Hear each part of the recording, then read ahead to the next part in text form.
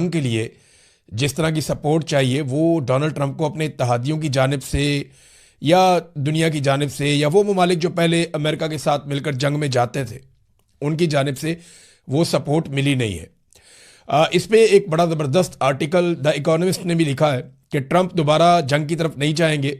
वो समझ चुके हैं कि उन्हें ये जंग शुरू ही नहीं करनी चाहिए थी। सारे एक्सपर्ट ये कह रहे हैं कि जंग में कम से कम किसी एक की शिकस्त होती है। अगर ईरान में जारी जंग में सीज फायर से जंग का खात्मा हुआ तो सबसे बड़ी शिकस्त खाने वाले अमरीकी सदर डोनाल्ड ट्रंप होंगे, ये इकोनॉमिस्ट ने कहा।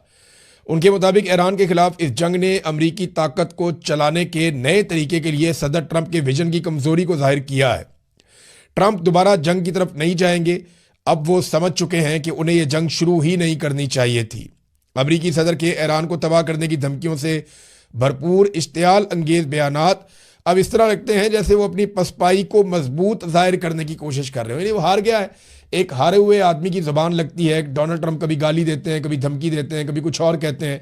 तो इन चीज़ों पे द इकोनॉमिस्ट ने कहा कि ट्रंप जानते हैं कि नई जंग मंडियों में खौफ व हरास पैदा करेगी और सुनहरी दौर के दावे के बाद वो खुद को मज़ायका खेज बना सकते हैं। हालात दुनिया के ख़राब होंगे, ट्रंप की मकबूलियत ख़राब हो जाएगी।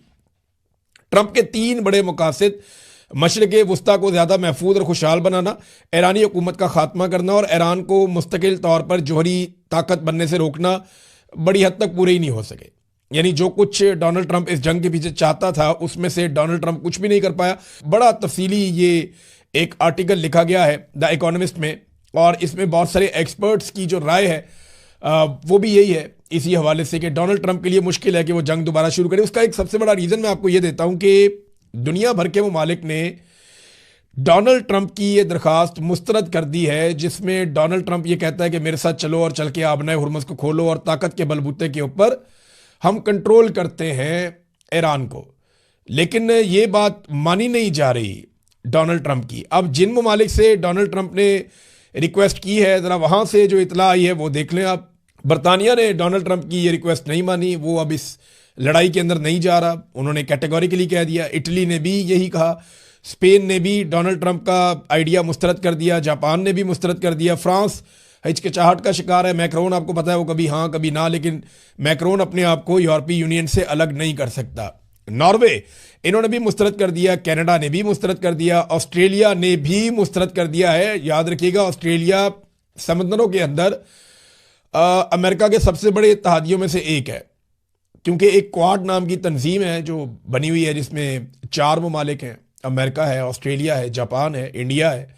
तो ऑस्ट्रेलिया के बड़े ज़बरदस्त ताल्लुकात हैं अमेरिका के साथ दिफाई नौइयत के। लेकिन उनका जो प्राइम मिनिस्टर है एक पंजाबी में वर्ड यूज करते हैं बौना, हम लोग उसकी हाइट देखो और वो जैसे सर्कस में जोकर नहीं होते हैं, बौने जोकर जो छोटे वाले होते हैं, कभी यहाँ ठोकर खा रहा है कभी वहां धक्का मार रहा है और बीच में टेढ़ी आंख करके जैसे कोई वो भैंगा बोलते हैं हम लोग पंजाबी में, मतलब उसका तो समझ ही नहीं आता है क्या चीज। और उनका जो फील्ड मार्शल है उसकी हरकतें ऐसी है जैसे मदारी कोई बीच में घूम रहा है 2 आदमियों के बीच में यार।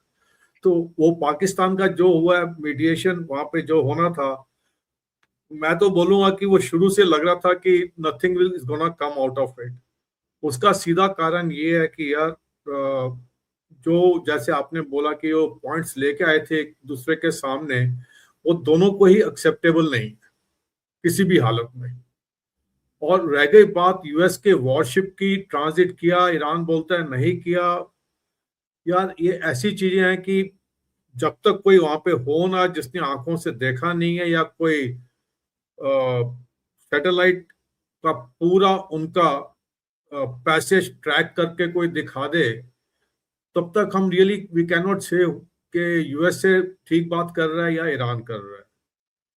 और रह गई माइंस की बात, यार ईरान अगर बोल दे मैंने माइंस डाली थी, मेरे पास अभी कोई ग्रिड नहीं है, कुछ नहीं है मेरे पास, उसका चार्टेड वगैरह कुछ नहीं है मेरे पास, तो क्या कर लोगे तुम यार? चाहे उसने ना भी डाली हो, इतना ही बोल दे मैंने माइंस डाली हैं। अब जो माइंस क्लियर करेंगे वो लोग, जब तक माइंड स्वीपर्स जाएंगे एक सेफ चैनल बनाएंगे, वो टाइम लग जाएगा उसमें। और वो टाइम लग जाएगा वही बात आती है कि एक रीजन को एक डिस्टर्ब एनवायरनमेंट बना के रखो, बाइंग टाइम इन बिटवीन, और यू कैन से कि तेल के दाम भी बढ़ा के रखो। तो एक वो कैसे बोले कि दोनों ही एक दूसरे के साथ खेल रहे हैं इस टाइम पर। वो यूएसए को भी सूट करता है, ईरान को भी करता है। ईरान बेच रहा, ठीक है, ईरान डिस्काउंट पे किसी को बेचता है। जब इंटरनेशनल मार्केट में ऑयल का प्राइस बढ़ गया तो ईरान का डिस्काउंटेड प्राइस भी तो बढ़ेगा ना यार। लॉजिकली बात करें अगर देखा जाए तो आज मैं कोई चीज 2 रुपए की बेच रहा हूं, कल को उसका मैं डिस्काउंट पे, जो भी रीजन है मेरे पास डिस्काउंट देने का, आज वही चीज वो पहले 5 रुपए की थी, मैं 2 की बेचा था, जब 10 की हो जाएगी कोई भी मेरे पास आएगा, यार मेरा आज का भाव। नमस्कार दोस्तों, स्वागत है आपका न्यूज़ एक्सपर्टी 24 यूट्यूब चैनल पे। और हम आ चुके हैं एक और नई तड़कती भड़कती न्यूज़ के साथ। दोस्तों, आप लोग को तो पता ही होगा कि स्ट्रेट ऑफ हॉर्मुज़ कई दिनों से नहीं खुला है और आशा तो थी खुलने की, लेकिन अब बिल्कुल भी नहीं खुलने वाला है, ऐसा अमेरिका ने अनाउंस किया है। हाल ही में जो इस्लामाबाद टॉक फेल हुआ है, उसके बाद अमेरिका ने पूरी तरीके से ब्लॉकआउट लगा दिया है कि कोई भी शिप स्ट्रेट ऑफ हॉर्मुज़ से पास नहीं करेगी, और अगर करती है तो वो हमारी निगाहों के सामने से जाएगी। अगर हम चाहें तो उसे ब्लास्ट कर सकते हैं। तो अभी फ़िलहाल ही 20% ऑयल तो आता ही है स्ट्रेट ऑफ हॉर्मुज़ से, और उसकी जो ब्लॉकआउट की वजह से हम लोग को क्राइसिस देखने को मिले थे, और अब तो देखना पड़ेगा कि बहुत ज़्यादा क्राइसिस हो जाने वाली हैं। तो आप अपनी राय हमें कमेंट में ज़रूर बताइएगा कि यूएसए को ऐसा करना चाहिए या नहीं। हम मिलते हैं आपको ऐसी किसी और नई वीडियो में, तब तक के लिए जय हिंद।